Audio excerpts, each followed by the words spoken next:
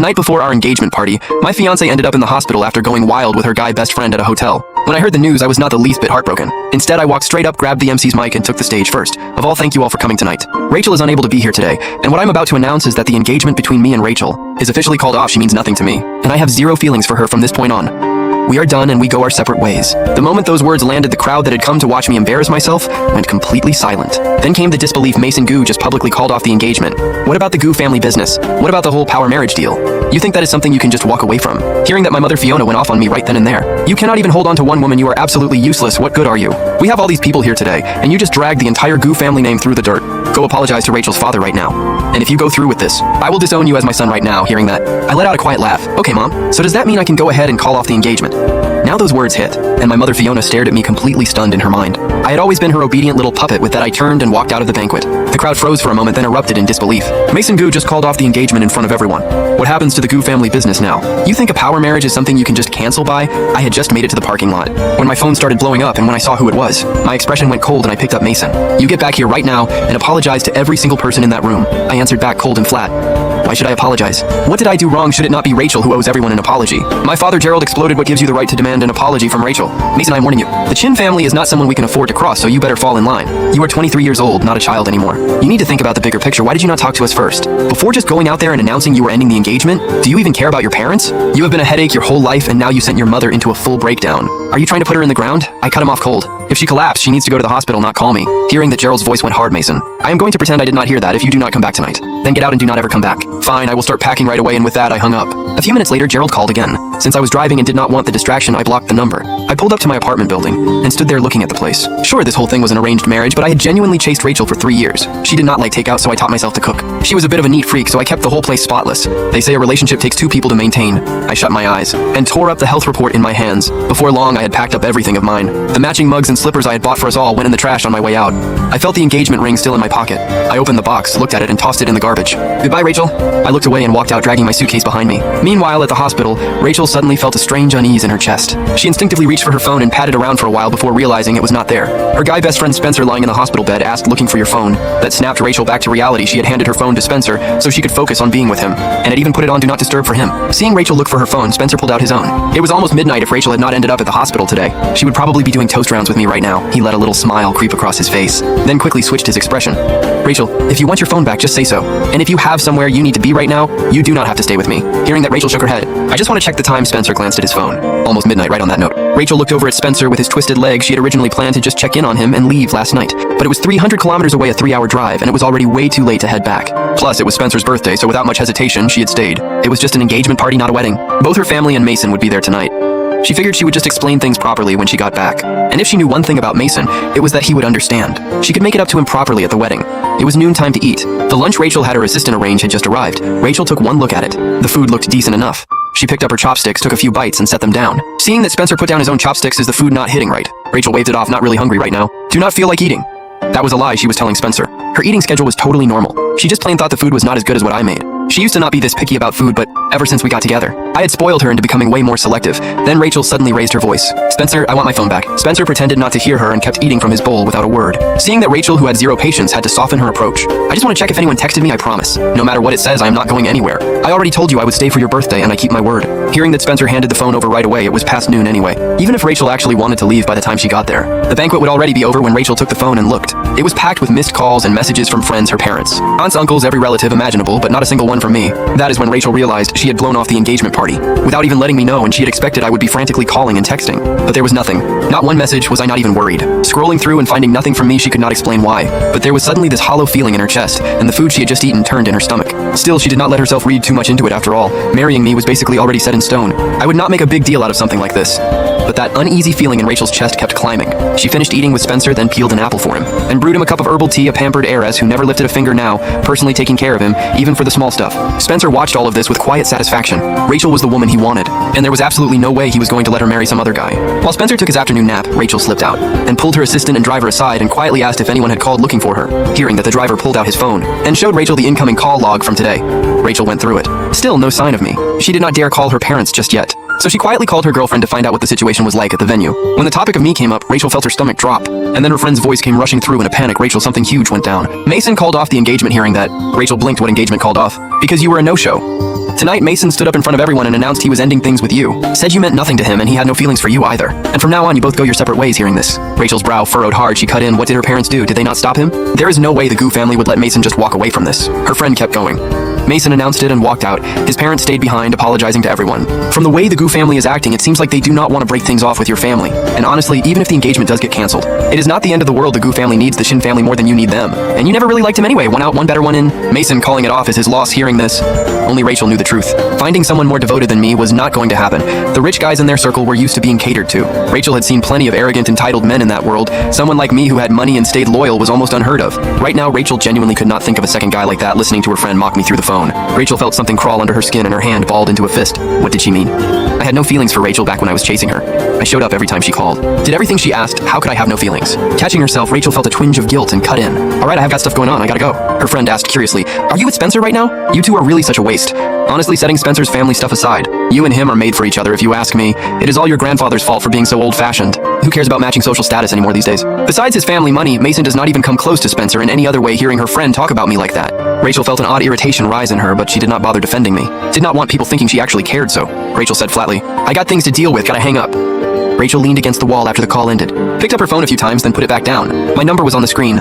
She hesitated for a long time, and ultimately did not call. This kind of elite marriage involved too many moving pieces. It was not like some casual relationship where you could just blow up and call it quits. And they had already made it all the way to the engagement stage. How could he just bail like that? She could not help but feel frustrated. Why did I have to be so impulsive? Did I not stop to think about myself for a second, letting things blow up this badly? What was the Gu family getting out of this? Spencer woke up from his nap not long after. Neither of them brought up her engagement. Rachel was distracted, but managed to resist the urge to look at her phone in front of Spencer. At 6 in the evening, Rachel's assistant brought in a birthday cake. It was Spencer's birthday, but he had gone out of his way to order Rachel's favorite flavor. Rachel took the candles and lit them, then told Spencer to make a wish. Spencer closed his eyes. I hope Rachel is happy every single day. I hope you are with me every birthday. Hearing that Rachel met her best friend's hopeful gaze and said, wishes do not come true. If you say them out loud, does it really not work? I do not believe that this wish is not impossible to grant. It all depends on how Rachel feels about him. Spencer cut a slice of cake and placed it on Rachel's plate. You barely ate anything at lunch. You must be starving by now. I am okay. Rachel took a bite of the cherry on top of the cake. The sweet juice filled her mouth, but it tasted like nothing to her. Her mind was completely occupied with how she was going to face me when she got back. Spencer noticed she was checked out. A dark look flashed through his eyes and his fists tightened. Just then, Spencer's manager Wade rushed in, phone in hand. Spencer is trending on social media. Someone spotted you going into the hospital, took a photo and posted it, and now it is blowing up. Hearing that, Spencer immediately reached out his hand. That made it to trending. Let me see. Wade made a point of glancing over at Rachel, who sat there seemingly unbothered, then handed the phone to Spencer. You trending is fine, but the thing is it dragged Miss Chin into it too. Someone called her out online saying she skipped her own engagement party to come be with you. Look at the comments. There are photos with receipts at this point. Emergency PR is already too late. Rachel tensed the second she heard her name come up and immediately grabbed her phone to scroll. Sure enough, Spencer was sitting right at the top of the trending list in the #1 spot. Rising star actor injured on set, rumored girlfriend by his side, nursing him on his birthday. The photo showed Rachel standing just outside the hospital room, cinematic framing and all. Reading through the comments, tearing me apart for ruining someone else's relationship. Rachel's eyes started twitching. The last thing she ever expected was that the news of Mason calling off the engagement would also get out. What kind of hotel lets this kind of thing leak? How do you expose someone's private life like that? Just then, Spencer set down his phone and reached over and took Rachel's hand. People online always blow things out of proportion. I do not really care about any of that, but the thing about you and Mason's engagement. Do you want me to go online and say something to clear it up? Hearing that Rachel's expression went cold. Clear up what? This is not your fault. I chose to come here, you rest up. I will handle the online stuff myself. Hearing that, Spencer sighed. All of this is because of me.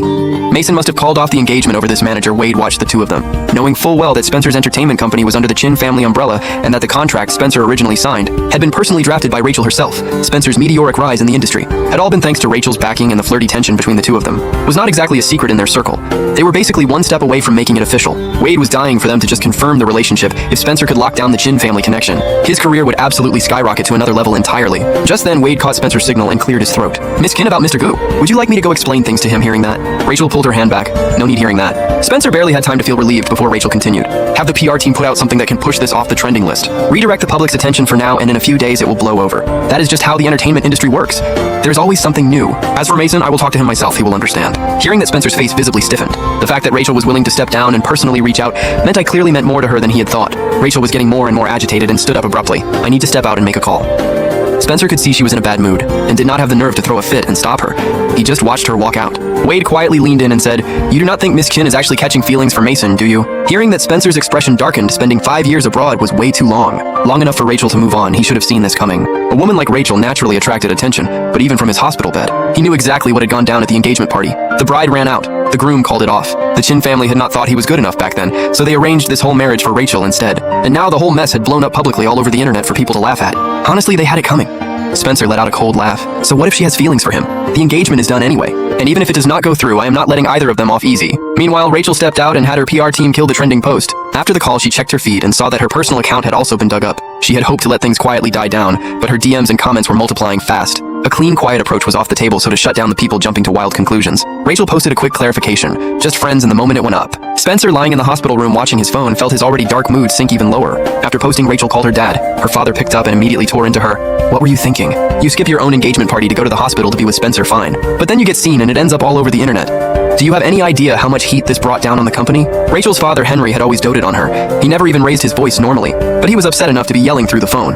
Rachel stayed quiet and took it, and only spoke up when she heard his breathing slow down on the other end. Dad, I know I messed up. I will come back tonight and apologize. As for the Gu family, they would not dare say anything to you. But what about Mason? I heard he wants to call off the engagement. You are pretty well informed based on her dad's tone. He clearly did not know yet that news of Mason calling off the engagement was already all over the internet. Henry's voice dripped with contempt. His own parents would not dare call it off. You think some kid is going to do it today? He made a scene and threatened to quit. He was just caught up in the heat of the moment. He will calm down. But you were in the wrong here, so privately.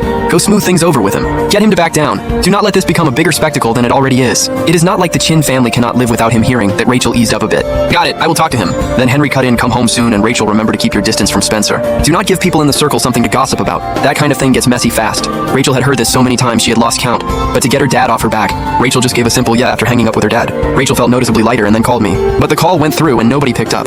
She thought about it briefly and did not make much of it. She went back to the room and her first words were asking about Spencer's leg. Is your leg still hurting? The anesthesia must have worn off by now. Yeah, it is starting to ache. Do you need me to call the doctor? Nah, this level of pain I can handle. Spencer acted like nothing had happened and quickly jumped in. Did Mason call you? The internet is saying he wants to break off the engagement, right? He made that kind of decision without even talking to you first. Does he not respect you at all?